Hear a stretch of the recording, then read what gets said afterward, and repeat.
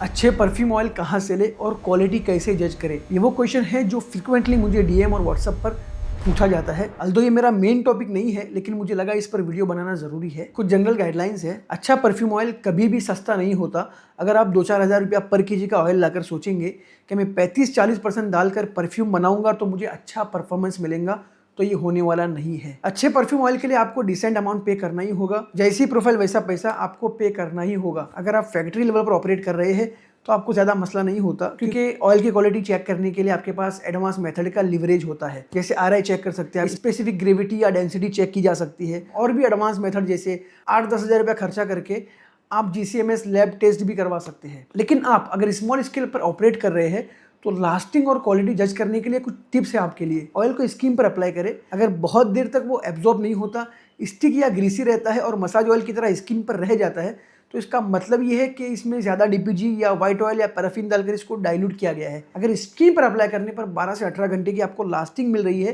तो 20-25% कॉन्सेंट्रेशन पर बनने वाला परफ्यूम आपको 6 से 8 घंटे की लास्टिंग देगा, जो इंडियन वेदर के हिसाब से आइडियल है। इसके बाद सैंड स्ट्रिप्स को ऑयल में डिप करके 10 मिनट के बाद स्मेल करें। आपको सिट्रस फ्रेश नोट्स फील होगी। फिर सेम स्ट्रिप्स को 24 घंटे के बाद चेक करें। स्मेल चेंज होकर सैंडलवुड, मस्क या फिर कोई और बेस नोट में आपको फील होनी चाहिए।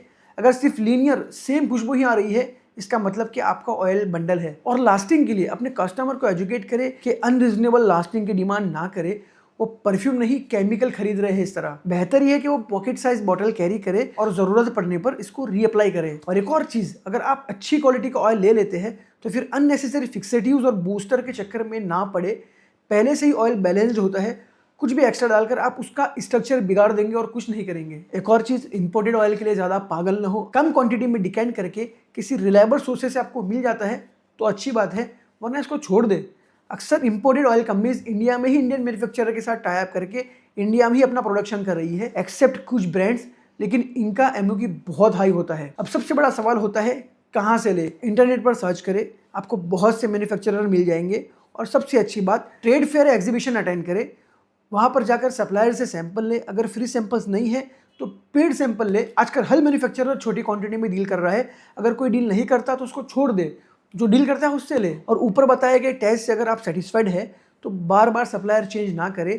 यकीन मानिए, नया सप्लायर आपके लिए आसमान से तारे तोड़कर नहीं लाने वाला है। Thank you.